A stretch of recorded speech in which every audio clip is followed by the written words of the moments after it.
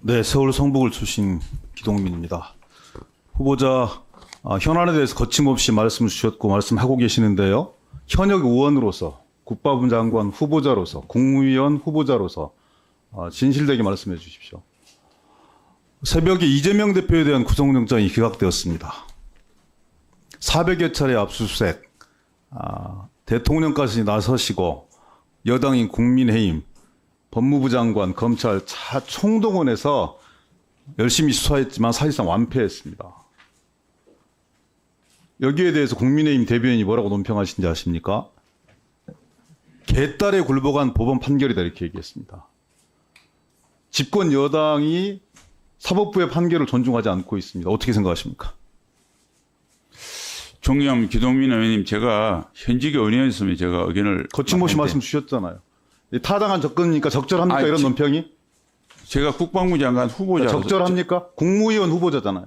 네, 그래서 정치적 판단은 하지 않겠다는 말씀을 드리겠습니다. 정치적 판단을 하지 않아요?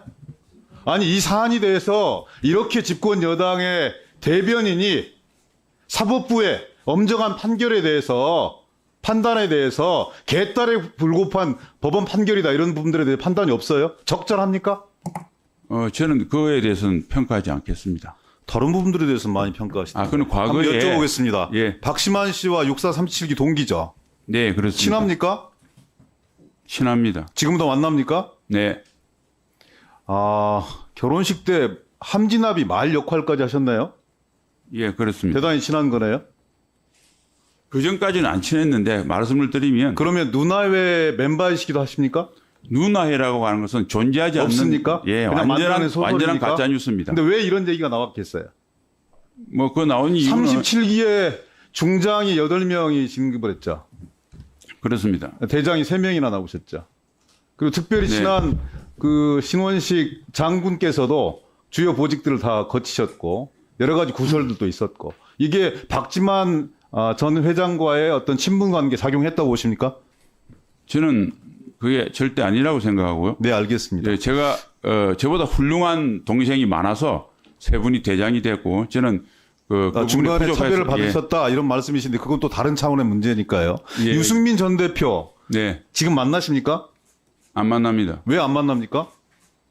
유승민 대표의 관계를 제가 이게 말씀드리기가 그거는 적절치 않은데. 한때는 여야를 통틀어서 가장 훌륭한 대통령 후보라고 얘기하지 않았습니까? 네, 그 뒤로 그때 그 처음에는 그렇게 판단했는데 최근 1, 2년간 저하고 정치적 생각이 좀 다르다고 생각을 했죠. 아니 유승민 대표의 그 안보특별위원장도 하셨고, 이게 이 정책본부장까지 이렇게 진행하시면서 한때는 여야를 통틀어서 가장 훌륭한 대통령 후보다 이렇게 말씀을 주셨는데 지금은 유승민 대표가 잘 안 나가서 잘 못 나가서 안 만나시는 거예요? 세간에서 보기에는 그렇게 오해할 수도 있지 않겠습니까? 그럼 또 물어보겠습니다. 김용현 경호처장 친합니까? 이분 네, 6살 친합니다. 38기죠. 네, 친함 후배입니다. 그리고 합참 작전본부장도 하셨죠. 네, 제 후임자로 했습니다. 그다음에 후임자로 수방사령관도 하셨죠. 네, 그렇습니다. 세간에 의하면 이분의 추천에 의해서 국방부 장관 후보자가 되었다 이렇게 얘기가 나오던데요. 사실입니까? 사실이 아닌 걸 알고 있습니다. 사실이 아니에요? 네. 뭐 또 더 나가보면 이번에는 형님이 하시고 다음번엔 제가 하겠습니다 이런 얘기까지 떠든다는데 사실입니까? 그야말로 가짜 뉴스입니다. 가짜 뉴스예요? 네. 가짜 뉴스가 생성되는 그 이유가 있을 거예요. 가짜 뉴스라고 단정을 하셨으니까 그 이유는 뭐냐면 김용현 처장과 이분이 제가 보기에는 어떻게 보면 국가안보 분야까지 상당한 영향력을 미치는 분으로 알고 있는데 이 후보자와의 각별한 인간관계 이런 부분까지 포함하면 당연히 이분이 중간에 뭔가 역할을 하지 않았겠냐 이런 게 합리적 의심이라고 생각되는데 추론이라고 생각되는데 동의하지 않으세요? 뭐 호사가들이 뭐 그렇게 포를 수도 그런 이야기를 만들어낼 수도 있겠지만 전혀 사실이 아니고. 그래요? 그러면 예. 윤석열 전 대통령에 대해서 대단히 박한 평가를 하셨었잖아요.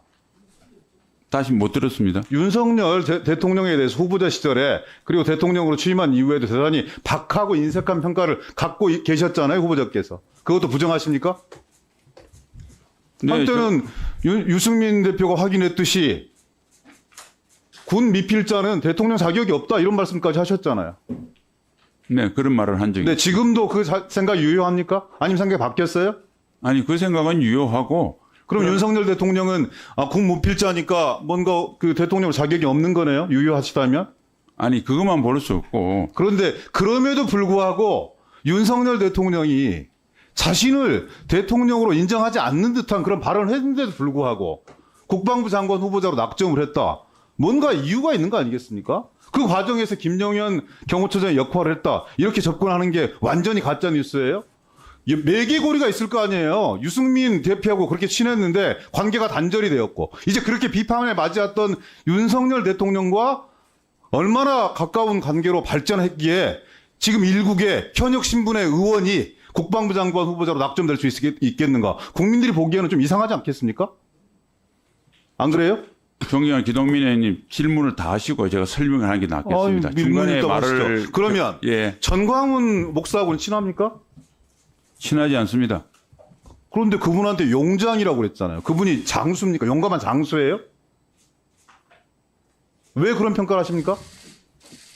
제가 용장이라고 한 평가를 했는지는 아이고, 제가- 워낙 많은 말씀하셨기 때문에 200개의 그 말씀 중에 하나였기 때문에 기억하지 못할 수도 있다고 생각합니다. 네, 네, 네. 그렇게 말씀하셨어요. 네, 이런 네. 과정들을 봤을 때 이렇게 오해할 수 있을 것 같아요.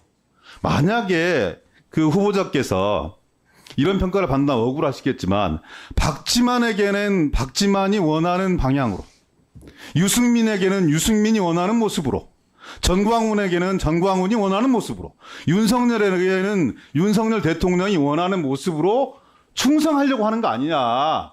이제 그러지 않으셨으면 좋겠다. 국민들한테 충성하는 신원식 후보자를 보고 싶다. 이런 주문에 대해서 어떻게 생각합니까?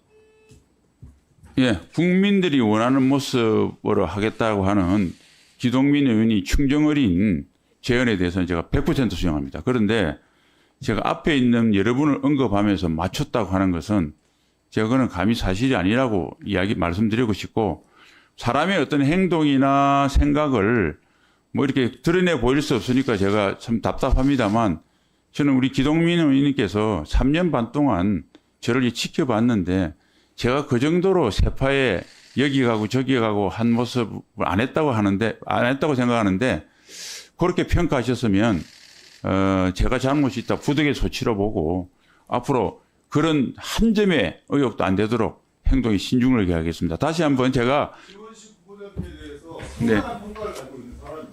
네. 지금도 그걸 의심하고 싶지 않습니다. 다만 세간에서 이런 질타와 비판과 평가가 있기 때문에 청문회 장에서 후보자께서는 감추지 않고 명명백백하게 사실대로 말씀을 주셔서 국민적 동의를 구해야 될 그런 의무가 있다. 독하게 질문하겠습니다. 독하게 답변하십시오. 예, 수고하셨습니다. 예, 더불어민주당 기동민입니다. 불길한 예감이 많이 들어요. 후보자가 국방부 장관에 취임한다면 올해 내에 아니면 가까운 시일 내에 DMZ나 서해에서 상당한 정도의 국지전이 발발하겠구나. 그것이 누구의 책임이든 간에 그런 불길한 예감을 지울 수가 없습니다. 싸워서 이기는 건 하책입니다. 싸우지 않고 이길 수 있어야 되는 거죠.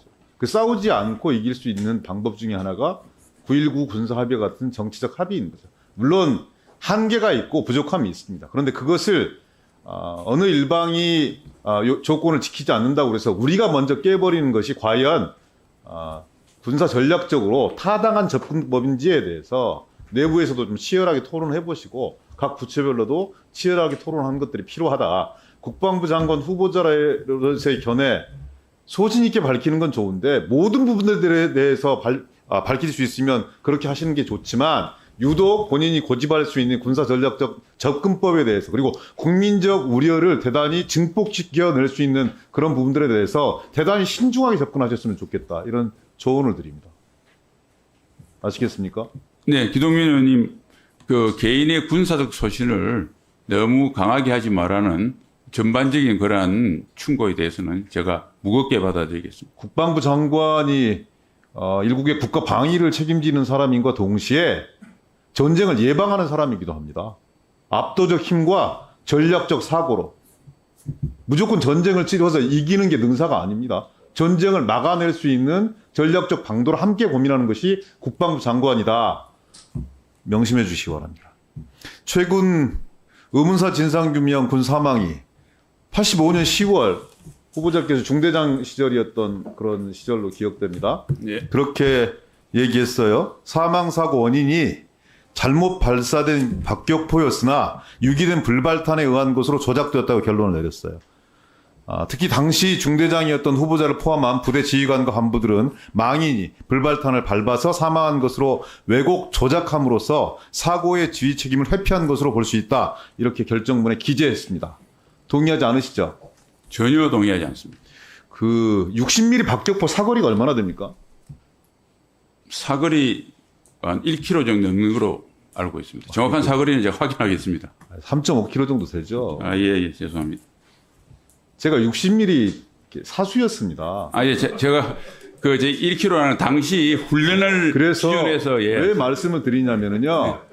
60mm의 또 다른 이름이 네. 잘 아시잖아요.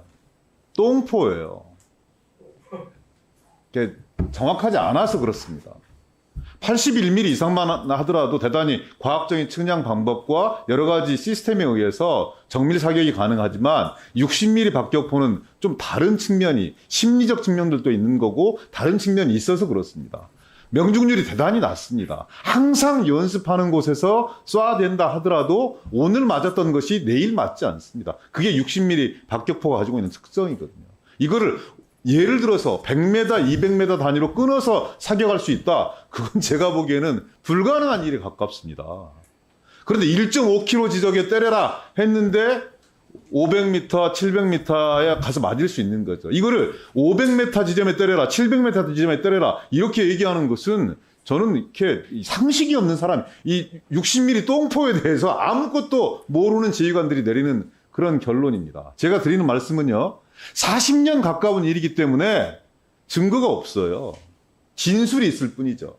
그리고 그 당시 함께 했던 분들이 아침에 기자회견을 하시는 모습을 봤습니다. 울먹거리면서 또 유족들의 입장들도 대변하고 이런 부분들이 있습니다. 최상병 문제와 묘하게 오버랩이 되어서요. 진실은 또 다시 밝혀질 수 있는 장치들이 강구되어야겠지만 저는 장관 후보자께서 이런 문제들에 대해서 조금 열려서 바라볼 수 있어야 된다.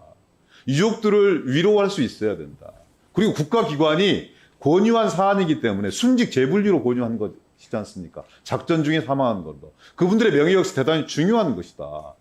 본인이 결부되어 있는 문제이기 때문에 더욱더 이관계 충돌의 문제가 있기 때문에 회피할 수 있어야 되는 거고 이 시스템이 정상적으로 작동되어서 국방부 내에서의 재조사가 이루어져야 된다. 그래서 필요하다면 본인의 명예회복과 고인의 명예회복과 후보자의 명예회복 역시 동시에 달성할 수 있는 이런 현명한 방도를 받아들일 수 있어야 된다. 그것이 저는 의문사 군사가 권유했던 재조사에 나서서 순중 재분류 이런 부분들의 절차에 들어가는 것. 그것이 저는 국방부 장관 후보자 자원 결정이라고 생각하는데요. 의견은 어떠십니까?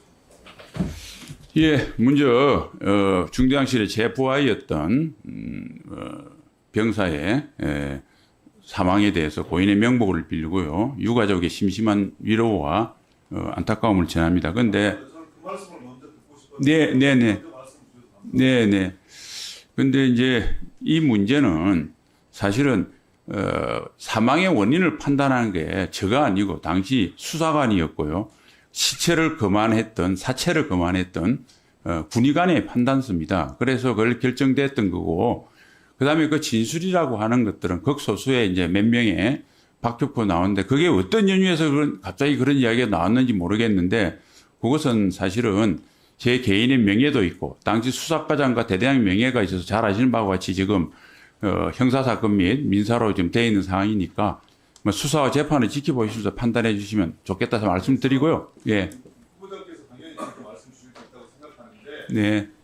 금방 말씀 주신 거에도 예를 들어서 거만이 같은 경우에는 그 진술서를 보면 그 사실관계에서 다른 얘기하고 있고 수사관들도 마찬가지입니다. 그래서 조금 한 발 떨어져서 이 상황들을 좀 관찰해 주시고 뭔가 이 진실이 좀 드러날 수 있는 그래서 고인들의 명예가 회복될 수 있는 방법들을 국방부 장관 후보자로서 당연히 열어놓고 접근해야 된다 이런 말씀드립니다. 예, 장관으로서 열어놓고 당연히 하겠습니다. 단지 고소고발이 이루어져서 군사법 체계의 그 진실을 밝히기 위한 노력도 병행되고 있다는 점을 말씀드리고요. 그다음에 존경하는 기동민 의원님께 제가 말씀드릴 수 있는 것은 제 부하의 어떤 명예를 고양시킬 수 있는 방법에 대해서는 이 사건의 진실과 무관하게 최대한 제가 노력하겠다는 말씀드리고, 만일 제가 이 진상규명에 한 내용이나 진상규명에서도 또 사건의 책임이 저한테 있다고 적시하지 않았는데 뭐 인터넷 언론이 갑자기 중대장이 조작했다 이렇게 발표가 돼서 제가 상당히 당혹스럽습니다. 그런데 만일 그러한 이야기가 맞다면 제가 감히 말씀드리는데 그 시간부로 국방장관 사퇴하겠습니다. 그래서 그거는 저를 믿어주시고 우리 군사법체계를 믿어주시고 진실에 하시고, 방금 말씀하신 대로 유족들의 어떤 안타까움이나 명예를 고양시킬 수 있는 방법은 제가 최선의 노력을 하겠습니다. 예, 수고하셨습니다.